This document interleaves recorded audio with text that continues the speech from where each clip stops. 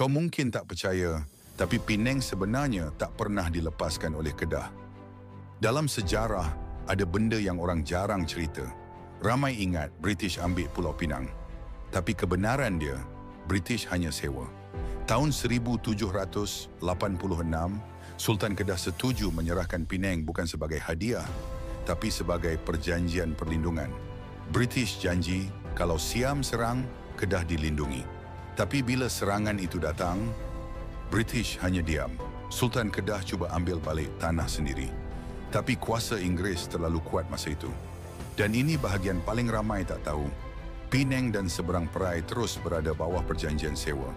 Sampai hari ini, kerajaan persekutuan masih bayar RM10,000 setahun kepada Kedah.